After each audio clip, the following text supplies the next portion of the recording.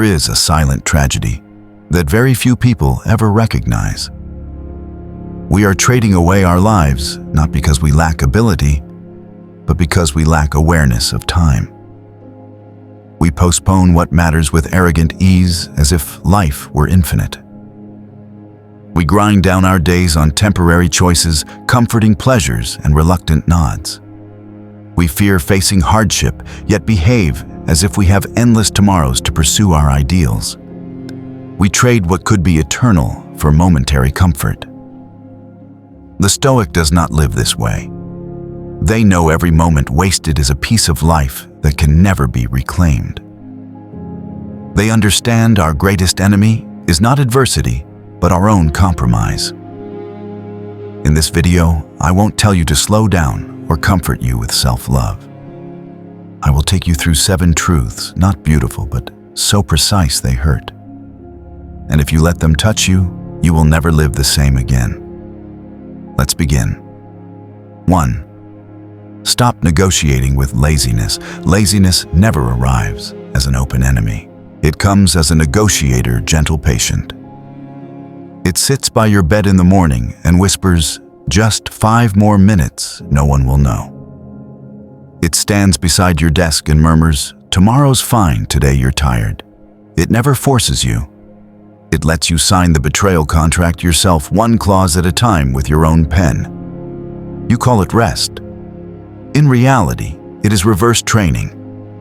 You are conditioning yourself to become untrustworthy. Each time you yield to laziness, you don't just lose a task left undone. You lose the highest authority of all the right to believe in your own word.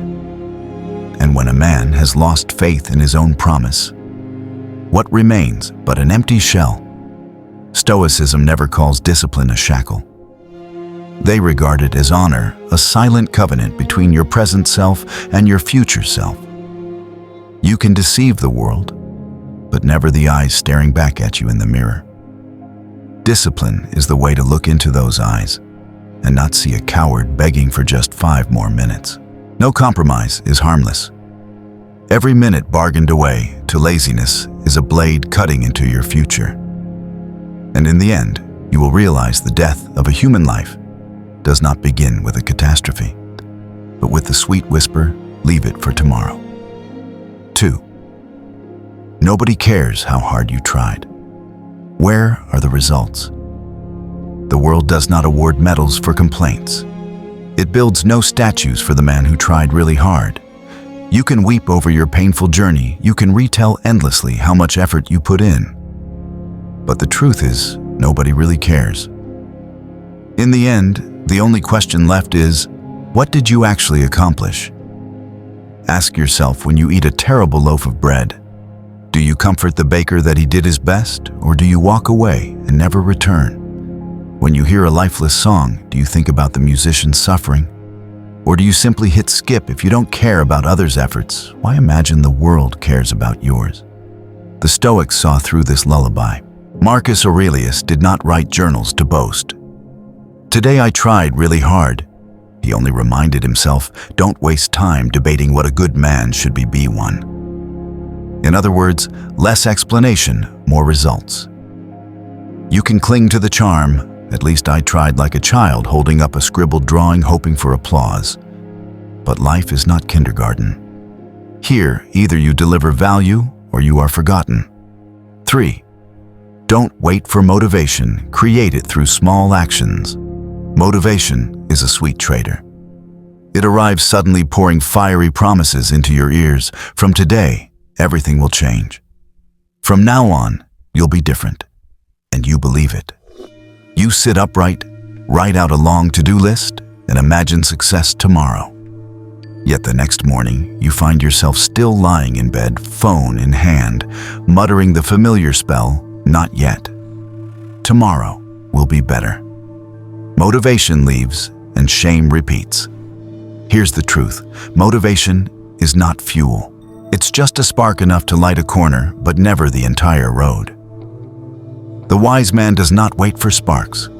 He builds his own fire from small, repeatable actions. 1 page read, 10 minutes of exercise, 5 minutes of silence. So small they seem trivial, but precisely that smallness removes all excuses.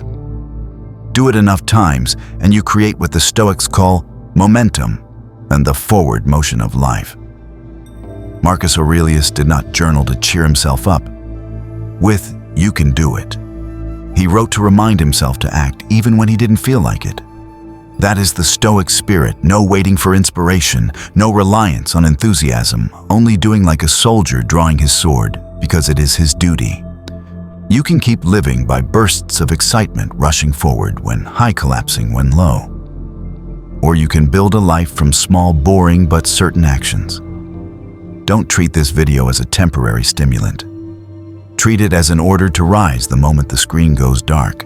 Because inspiration will vanish, but the action you start today, it will remain, multiply, and become the person you are tomorrow. 4. You are not tired. You are weak. Stop rocking yourself to sleep with the excuse, "I'm tired." You are not tired. You are weak. A man who can scroll TikTok for 3 hours straight without fatigue, yet complains of being overloaded after 10 minutes with a book, is not tired. He is a man whose willpower has rotted to the core. You think you're exhausted? No. You've never known exhaustion. Exhaustion is when the body is battered, hands trembling, yet you must finish or die.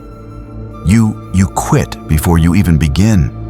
You whine like a victim, when in truth you've never once lived seriously for even a single day. A true man collapses because he fought until his last drop of strength. You collapse because the chair was too soft and the book not instantly entertaining the task, not making you feel special. You call it stress burnout, but the truth is you never had enough fire to burn. So what exactly burned out? You are not tired. You've just grown used to kneeling before it was necessary. You've turned weakness into a luxurious escape route to justify a mediocre life. And if you continue this way, you will die pretending you tried so hard, when in reality all you ever did was run away from the smallest discomfort.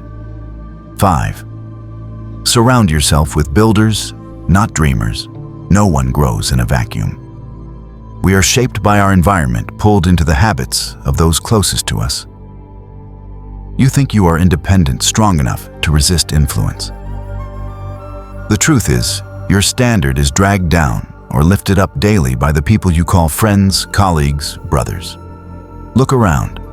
Are they builders or dreamers in victim's clothing? Dreamers are masters of words. They can talk for hours about their plans, their imaginary startups, their great schemes they never move a finger for. And if you listen long enough, you'll notice their magical skill blame. They blame the government for holding them back, the economy, the weather, their age, their gender. And when nothing is left, they blame fate itself. They cast themselves as the tragic hero of a grand play, where the whole world conspires against their tiny dream. And you sit there smiling politely until one day you catch yourself repeating their chorus. Builders are different. They have no time to write long novels of unfairness. They know injustice exists, but instead of building shrines to it, they build work products, lives. Builders don't ask the sky why it rains. They walk in the rain. Builders don't wonder why governments are slow to change. They change themselves. Builders don't chew on their age. They act so each year becomes testimony to strength, not an excuse for decline. Around dreamers, you will feel comfortable. They'll pat your shoulder and say, "It's not your fault." Around builders, you will feel uncomfortable. Every drop of their sweat exposes your laziness. That's why many choose dreamers, safe, easy, no pressure. But the price of that comfort is a collective mediocrity. The Stoics had no illusions about environment. Seneca once warned, "Nothing spreads faster than bad habits, and blame is the plague of the weak." You think you're having conversations. In truth, you're sitting in a moldy room where every dream is devoured by collective sighs. Wake up. Temporary solitude is nobler than a lifetime in the chorus of excuse makers. Solitude can be fertile ground. Living among dreamers is burying yourself in a swamp. If there are no builders around you, then you must be the first to lay the brick. Otherwise, you will end up like them, dying on a couch lips, muttering one final spell because of circumstances. 6. Stop consuming to escape. Learn to evolve. People in this century do not die from a lack of opportunity. They die by numbing themselves in an ocean of consumption. The average American spends at least 2 hours a day on social media, short videos, and streaming. 2 hours seems harmless, but it adds up to more than 700 hours a year, nearly a month of life burned on things you won't even remember the next day. Over a decade, you lose more than 4,000 hours. Enough to learn 2 languages, read 200 books, and forge a skill that could change your life. But instead of evolving, you choose to scroll. Consumption does not stop at screens. It hides in those clicks on buy now, just to feel like you control something.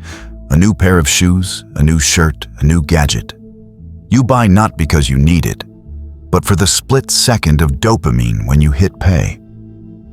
For a few hours you feel different, more successful, more worthy. Then the thrill dies, leaving an invoice and the same old emptiness. To fill it, you buy again. The cycle continues, not to build a life, but to hide the fact that you have not started living seriously. Stoics do not condemn joy. They despise the cheap kind that robs people of freedom. Marcus Aurelius read and wrote not for amusement, but to temper himself, to keep his mind clear. Seneca once warned, "Time is not stolen from us. It is surrendered by us." You handed over 1 hour of scrolling at a time, one binge watch at a time, one rushed order for the illusion of renewal.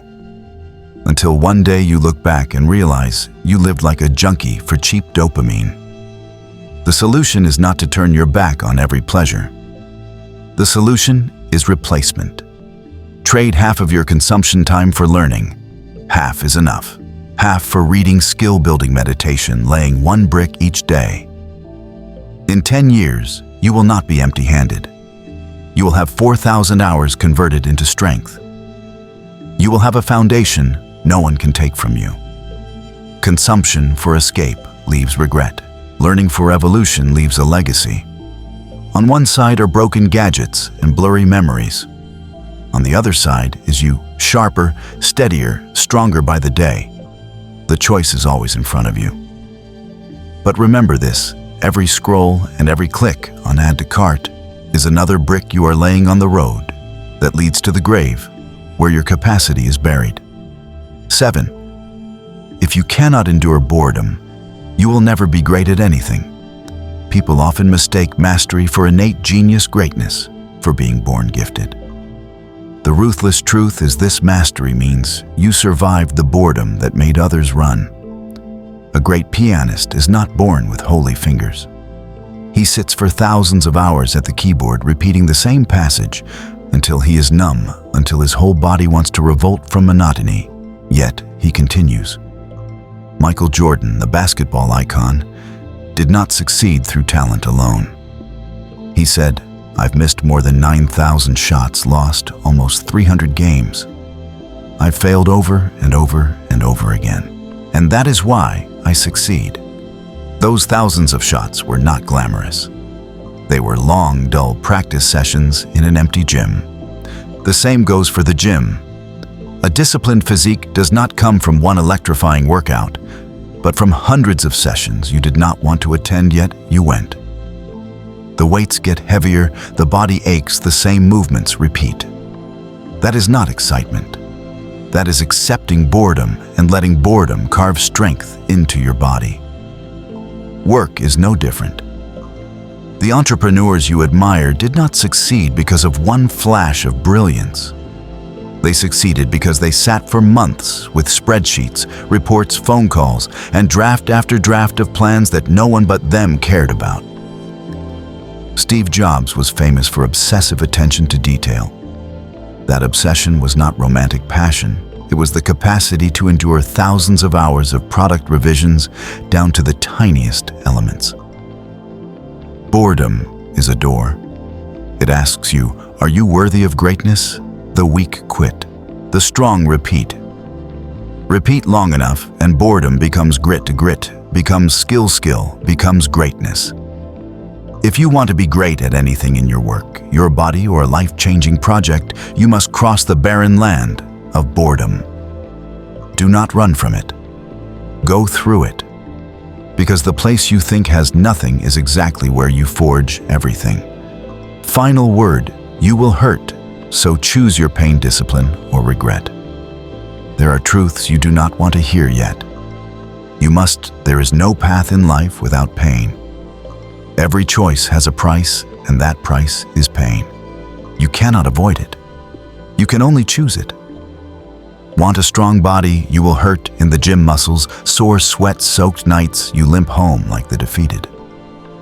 Refuse that pain, and you will suffer another kind, gasping on the stairs, disgusted by your reflection. One kind of pain is short and brings progress. The other is long and brings decline. Want money and a career. You will hurt through hours of study while others play. You will hurt from rejection, from calls, unanswered emails, ignored. You will hurt through late nights with spreadsheets and figures. Refuse that pain, and you will suffer another kind, a lifetime of keeping your head down at work, watching other people's dreams appear while you remain outside, looking in. Want to live in truth. You will hurt when you speak the hard thing, when you face instead of bow, when you give up the temporary comfort of lies. Refuse that pain, and you will suffer another kind, a life of swallowing your words, of sneaking around, of seeing a coward in the mirror. Everything hurts. But one pain is supreme, and no medicine can cure it, regret. Muscles can recover. Wounds can heal. An empty account can be refilled. Lost time does not return. Youth does not come back. Missed chances do not reappear. Regret is when you look back, knowing clearly you could have been different, but you chose not to be. You could have built a life, but you chose to live like a runner from yourself. You could have risen, but you chose to bow. Stoics never dream of a life without pain. They understand that discipline also hurts, but it is purposeful pain. It is the price paid in blood for freedom. Epictetus lost bodily freedom, his leg broken, yet he turned that pain into a deathless witness of will. Marcus Aurelius bore an empire through plague, lost children, lost friends, yet he did not bow because he knew pain is an essential part of life. What they avoided at all costs was not pain itself, but the regret of a life lived wrong. But you are different. You run from the pain in front of you and end up hugging the pain that never ends. You fear the pain of training and choose the comfort of lying around than suffer a lifetime in a decaying body. You fear the pain of study and choose the ease of laziness than suffer a lifetime of an empty wallet and closed doors. You fear the pain of facing truth and choose the softness of lies than suffer a lifetime of shame no one can rescue you from. Do not fool yourself. The comfort you choose today is the seed of tomorrow's pain. The discomfort you avoid today is the debt you will repay tenfold later. That is not philosophy. That is the arithmetic of life. In the end, you will hurt anyway. Only one kind of pain makes you strong, and one kind seals you inside the tomb of regret. Choose. Because one day when you sit in silence with no one around, no more excuses, no one left to blame, only you and your past, you will have to answer yourself, did I choose the pain of discipline or the pain of regret? And if your answer is regret, no one can save you. Conclusion: time does not quietly slip away. You sell it cheap hour by hour to low-grade pleasures and dull excuses. And by the time you wake up, all that remains is a pile of ash proof of the days you burned with your own hands. The Stoic man is not the guy at a cafe cursing the government. He does not blame the weather, complain about age, or point to gender. He does not talk about big dreams while keeping his hands clean. The Stoic man builds his life through repeated action, pays the price with discipline, and bears responsibility in silence. Stoicism does not turn you into a cold rock. It turns you into a clear-headed warrior, cool enough to resist chaos and hot enough to act every day. Your life is a construction site. If you do not build it, will collapse. If you build, every hour becomes a brick, and one day the right people will arrive and step into the world you have raised. Comment, no more wasted time. Share this video with a brother who is burning his life away. This is Victory Stoic. Build yourself, live with discipline. See you next time.